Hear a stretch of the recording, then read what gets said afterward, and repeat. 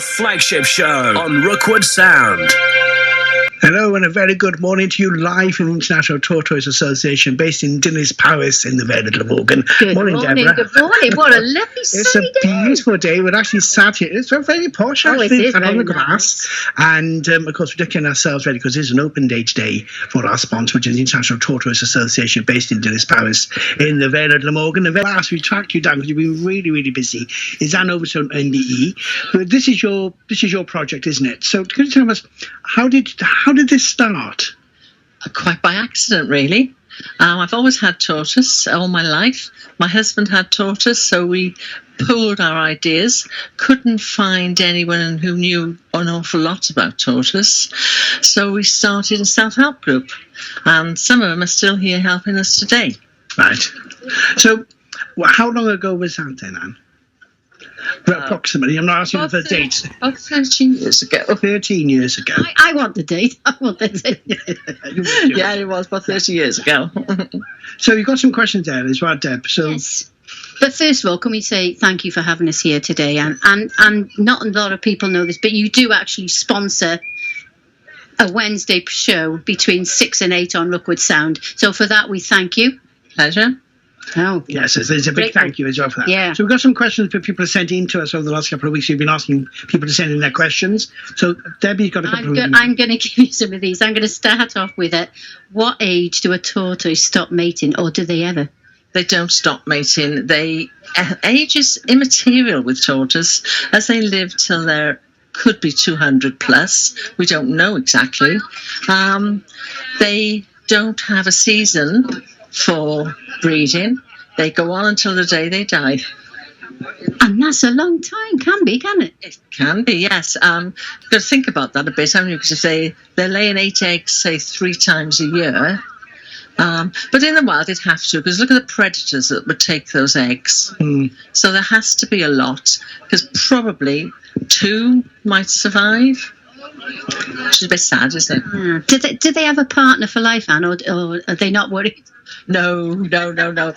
A male tortoise aim is to, impregnate as many females as he can to keep the species going. It's about the male, isn't it, up today? Be careful what you say next. Yeah, okay. So if somebody wanted to get a tortoise, what's the best way to go around getting hold of one? For example, you want to get a pet for somebody or whatever else. What is the best way to do that? Well, I would say, like all animals really, make sure that you see the parents of that tortoise. They have to have it's called a license, but really it's an Article 10. Make sure that tallies up with the license for the parents, and you can't go wrong, because that will mean that they've actually been bred in this country, not imported. Right. And what's the importance then of that then? Is imported? Because... Well, if they're imported, they would... they bring over germs and pathogens which really are not... It wouldn't work in this country. So they, after a couple of months, they tend to go downhill a little bit. Here, that they haven't got any of these problems. They haven't had the stress of being brought into the country, travelling in boxes, crates, whatever. Although normally by plane now, it used to be years ago in ships. It would take 6 weeks or more. It was awful. I mean, you do have dealings with the Border Force Control, don't you? Yes, we do, and that's quite sad, really, because that means tortoises have been brought in. We have a tremendous Border Force police in this country from animal point of view, and everything is checked and double-checked, and if there's any problem, they're just confiscated. What happens to those then? They're confiscated. They're brought to the sanctuary, or they... No, the Border Force Police will look after them. They have the ARC, the Animal Reception Centre in Heathrow. You see TV programmes about it sometimes. They do keep them there. They have vets that come in regularly. Then once they feel that they're healthy enough to be, released, they give me a ring and say, well, we've got 250, whatever the breed of tortoise is. And then we have them for a while, just to make sure they're all right. Then we find suitable homes for them. Well, as we're a membership group, they the best way to do that really is to contact members if they've got a horse field and we've horse fields to rehome, see if they'll take another one or two maybe. And the same with all the species. That's how we do it. So do you feel like, okay, now the vets, are they knowledgeable enough about the treatment of the animals, and then what are the most common complaints that you know of? It's a lot better now because exotic animals, they do have exotic specialists. So yes, it is a lot better. And I think nowadays people realise that it's not just get your tortoise, throw it out in the garden, because our weather is not relevant to that. It's just, it doesn't work. And we used to be able to hibernate a tortoise. I mean, my first tortoise, but then we had seasons, you knew when you had autumn, etc. Now you can have 4 seasons in 1 month. So now our winters are too wet and not cold enough for hibernation. So it all has to be done now mechanically in fridges, which is what we do. Well, it's not fridges, it's a chiller unit, really. So that's how we do all ours. So if somebody, because again, people put their tortoises into the box, it was straw when it's time, they put them in the airing cupboard, or they put them in the loft, or put them wherever they put them. If, for example, they can't get to you to put them into a chilling freezer or sort of unit or whatever else, so for example, they live too far away from anywhere who looks after tortoises, what's the best way to look after your tortoise? Well, they need to hibernate at 5 degrees. Now, we don't get that very often, and it needs to be dry. So years ago, people had outhouses and things like that, maybe even an outdoor toilet which would stick at that temperature. Our houses nowadays are insulated, so you're not going to get that drop in temperature. So it's very, very difficult. A lot of people will use not a fridge, you need a chiller, like a, dare I say, beer chiller. Those small fridges, that will be an ideal temperature, and it doesn't drop below 5, I think. That obviously is the ideal temperature for drinking your beer. I don't know about that, but it's an ideal temperature for hibernating your tortoise. We're not telling you to go and drink beer by any chance. But surely, if it's in a fridge and the door was shut, there's obviously that's a vacuum seal. There's no air in there. So how do you get around that? In real life, the tortoise in his own country would dig down 6 foot. Now you tell me, where's the breathing there? Right, so that's interesting. They dig down 6 foot in water to hibernate. Yeah. What they do, they close down, because a tortoise doesn't have a diaphragm. A tortoise only, I got to do it with demonstrations. Yeah, it works well on you. You're fine. A tortoise only breathes when it moves its arms like that. So it's not breathing constantly, and they just close down. Oh, it's fascinating. Now, of course, you've got a hospital here. You've got the babies here. Yes. So how many do you incubate a year for the babies, approximately? We usually get about 100 hatchlings. And because we've been in there, and they're beautiful little animals, aren't they? They're beautiful. So at what age do they have to be before you start looking to rehome those? We keep them until they're about 4 or 5. Yes. Mainly because they've had a good start then. They're quite hardy, although still need a lot of attention.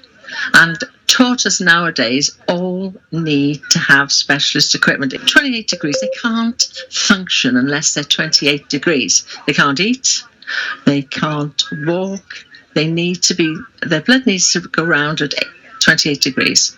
So you have to have something. There's various ways of doing that. There's tabletops, there's all sorts of things. It can be done. But you can provide that advice to somebody. If somebody is interested in getting a tortoise, you are able to provide that evidence, or that support and information for them. Yes. So how do people contact you? Telephone. All sorts of ways. They can call in on a Sunday morning if that's what they're thinking of doing. I'd rather show people and let them know exactly what they're letting themselves in for, because it's about 150-year span. So how much does it cost to feed a tortoise? A small baby, very little, as long as we give it a greens and a variety and weeds from your garden. That's better, dandelions, that kind of thing. And what about the bigger ones? But they're lovely. I love those. Well, our biggest is about 8 stone in weight, I think, and it's a case of cabbage, probably a case of the best lettuce, because you need the ones with all the nutrients in.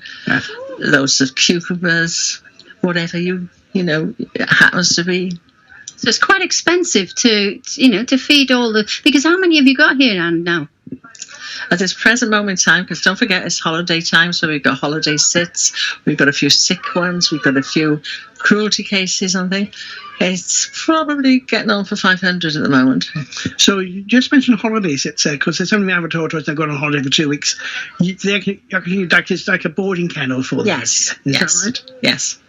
And if people want to join, they can look at your website, can't they? Yes, definitely. Right. And so if you are looking to get a tortoise anywhere, then please do look on the website to get that information. You've got another question there? Yeah, I was just going to say, can you tell us a little bit about the International Tortoise Sanctuary and the support that you can give to owners and breeders and other organisations? Well, we are obviously a charity. We're also a self-help group, so we're a membership group, and all the people you see here today helping give their time and effort freely. There's no pay involved at all.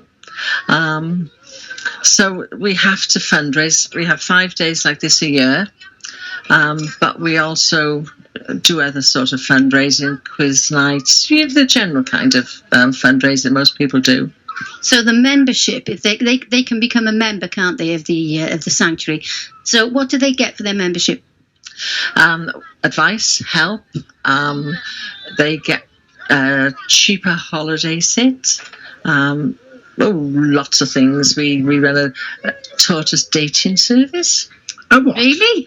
Yes, like a speed dating, is it? Sort of swipe right, is it? That's a new one. Yeah. No, we've been doing it for years. Somebody might have a female tortoise but can't be bothered to have a male tortoise or don't want the hassle. So they can borrow a stud male. Bring it along. Bring your male along or your female along. We'll set them up. So the Tinder really for tortoises, is that what it is? Yes, it is. Yes. So Tinder for tortoises. Yeah. All right. Because don't forget they are endangered species. They're on CITES 1. I think they're just underneath the pangolin now. Oh, so that's, and probably more scarce than the giant panda. So do you have a picture gallery of these males and females that they can flick through on your website? No, they can just go and have a look and see what male they fancy. I would like that one. That might not be a bad idea, Anne. Start taking some photographs and put them on the website. Yeah, it works very, very well. I'm sure it does. Oh, that's true. We have no end today. But it has been me. I'm going to go on Tinder later on and for Tortoise Tinder and see which ones are around. So, obviously the Tortoise Sanctuary has been going for a number of years now. Where do you see it going in the next couple of years? Oh, no, that's an interesting question. I think that we've probably done an awful lot to help tortoise, because lots of people thought you just had them and chucked them out in the garden. Might have been all right a few years ago when we had seasons, but it's not too grand now. Mm-hmm. So, yeah, I think that we'll probably plod on in our way with helping these tortoise. And a very good job you do too. You all work so very, very hard, and you're all caring, and you give so much love to these. But there's one other thing. You have a new addition to your family here, and it's not a tortoise, is it, Anne? No, it's not a tortoise. But the reason it's here, it's lived with 2 tortoises all their lives. Now, we had the tortoise about 6 months ago, and the sulcata wasn't eating properly. She was diagnosed by the vet as being depressed. So it was only when we found out that she'd lived with Iggy, as we call her, for years and years and years, that we decided that probably the best thing to do is to take on Iggy and they can all live together. So who is and what is Iggy? An iguana. Oh my gosh! Yeah, so she's beautiful. She's in the lodge at the moment. Mm-hmm. Martin has built a brilliant new pen. She's got climbing frames. She's got everything in there. So the tortoise is improved now, not depressed because her friend's there. Yes, I wouldn't have believed it, but it's true. Oh, so do you put the tortoise together and do they run around, or what? Do they just? Well, the tortoise stay on the bottom of the pen in the heat. They go outside as well, obviously, but when it's chilly, they all lie in there and bask. The iguana has got a tree and a platform with her light, and then the tortoise have theirs on the bottom. It works well. There we are. See, Be a zoo soon, won't you? you never thought the tortoise would become depressed. No, me. This is what I like about looking after tortoises. You learn something almost every day. Thank you, Anne, and thank you for being such a dedicated individual and looking after these fantastic animals, because they are beautiful to look at. And I know they're a bit slow and everything else, but actually I've seen them run around the pens when they want to get somewhere. They go. Yeah. Yes, they can. I think on behalf of everybody who you've helped over the years and you continue to help, I think a big thank you is sort of due to you, because with you and all the volunteers and Celia and all the team working here, I'm quite sure that our tortoise is not getting the level and care that they need. So thank you for what you do. It really is appreciated. No, thank you. Massive thank you. You're listening to Rookwood Sound Hospital. That was Anne Overstone, MBE, who is the owner and founder of the International Tortoise Sanctuary down in Dennis Powys. If you want to find out more about them, you can find out on their website. We'll give you the website address shortly. And some people are queuing up to get in, which is absolutely super. Because we're here, that's what it is. That's what it is. Now, we've got Cecilia. Do you want to have a chat to Cecilia? Yes, come here. Move a bit closer. There you go. She's had a bath and everything today. Yeah, I've had a bath. No, I mean Debbie is.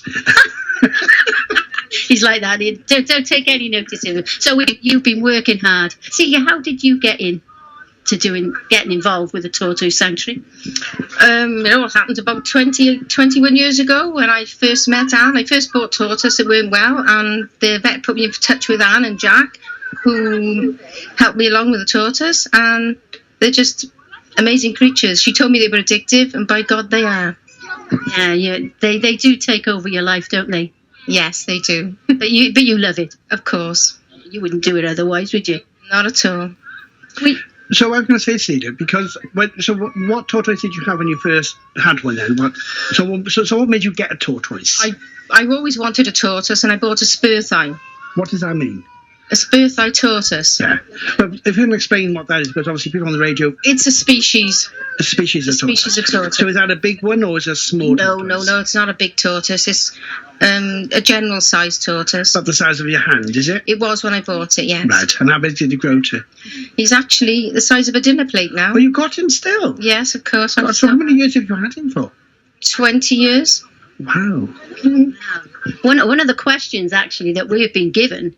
to ask you and Anne, roughly how long do you think a tortoise can live, or do you know how long? Well, we have heard of tortoise living 179 years. We have actually got one. She's 149, 150. We have proof of that.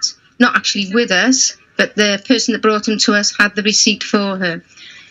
It's hard to give an age to a tortoise, and nobody really knows unless they're there when the tortoise is hatched how old that tortoise is. So it's hard to put an actual age on it. Because with some animals, you can tell by their teeth or by other things. With the tortoise, there's just no way. No, there's no way you can tell with a tortoise. You can have a rough guess looking at it by the age, by the shell, the way the shell's aged, but you can't put a spot on date on them, no. So how do you tell then if a tortoise is not feeding 100%? Very difficult unless you're experienced and you know your animal and you know there's something wrong. You can't really tell. Okay, for like a dog, of course, the coat would go off, colour the nose, he goes... Yes, well, there are a few telltale signs with the tortoise that we recognise, but usually with a cold-blooded animal or reptile of any kind, unless it's really ill, there isn't really many signs. Okay, we've got another question here. I'm just going to go to what type of breeds there are, because we've just probably about 11 different subspecies. There are 250 different breeds of tortoise out there. We don't have all them, thankfully.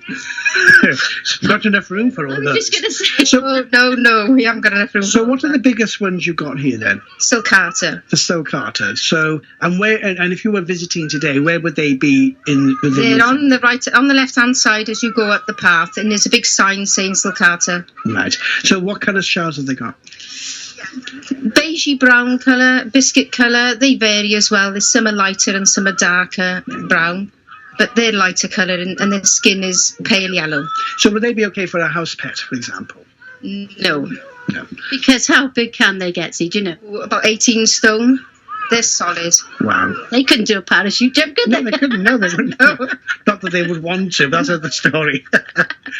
Just because you're doing one. I'm just saying, because I'm just trying to get Celia to sort of do a parachute jump, another one, because she has done one before. Right. Another one to raise funds for the Tortoise Association. I thought that, I was 20 years younger then. It wasn't 20 years ago, you see. I'll think. But do it static. Not static, do it tandem this time. I might do. I'll think about it. Okay. So what other questions have we got? Okay, so tortoise food. Talk us a little bit about, because people obviously give them lettuce and stuff, so what is the best food for them? Right, you can't feed them lettuce alone. Their main diet is dandelions, clover, sedum, nasturtiums, weeds, basically. We do top up with greens, heavy greens, as because you can't always have that in your garden. You can't always supply them with those. They will eat a small amount of fruit, and also we top with tortoise pellets. I was just going to say, you have a lot of pellets, don't you? Yes, but a lot of people use them, but they're only given twice a week, once or twice a week. We don't do it more than that. We've just been asked a question actually from our group. It says, what time is the Tortoise Sanctuary open then for the public to be able to come and visit? Well, we're not open through the week for the public. We're only open on open days. This is unfortunately our last open day for the year because it's seasonal. Tortoise start running down very soon. They start running down ready for hibernation. We're open every Sunday morning for members for taking in holiday sitting and taking home holiday sitting and anything that they need help with. Yeah. But of course we can't possibly manage every Sunday for the general public. For example, if somebody wanted to come down and pay visit, they couldn't get down today for whatever reason, could they phone you and make an appointment to come down to see you? If they make an appointment, possibly yes, depending on what they're here for as well. I mean, we have 5 open days a year, which is specifically for general public. Okay. And so when you got your members, how many members have you got on the group so far? How many members? Yeah. About 500, just over 500. Because I know that we were involved with Hibernation last year, and we were doing some of the booking in for you. And there seemed to be a constant stream of people bringing your tortoises in. Yes. Our weather isn't really suitable for hibernation over here. It's not cold enough for long enough, and it's too wet.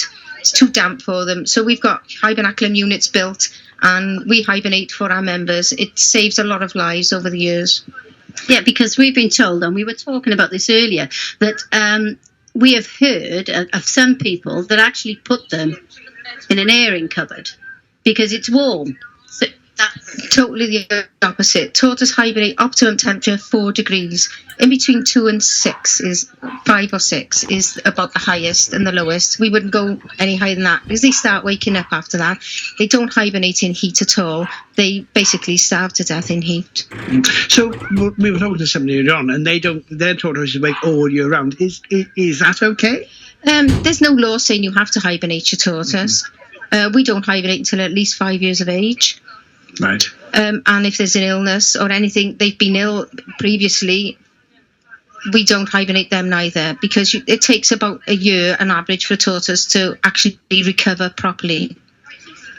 Okay. Thank you, Celia. Well, we'll be back to have a chat to you. We've got some more questions to ask. You've got one more there to ask before she... I have got... She is in great demand today. Oh, yes, there you go. See, we know that you're very busy, but what about tortoise accommodation? If you've got one at home, or you're thinking of getting one at home, what do you advise that they do?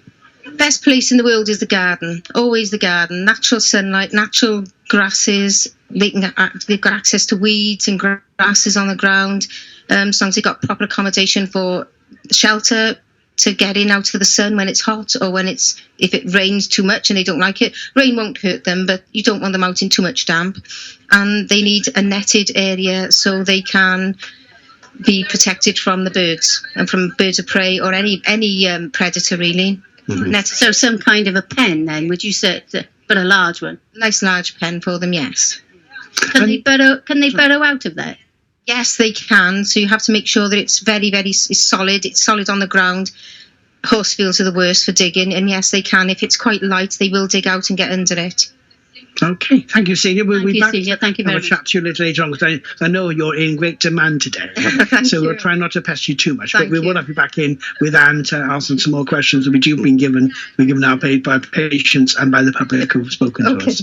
Okay, thank you. Thanks, Sue. Thank you. Well, this is Rookwood Sound Hospital Broadcasting. We are broadcasting live from the International Tortoise Sanctuary down in the Vale of Glamorgan, in Selly in the Vale of Glamorgan.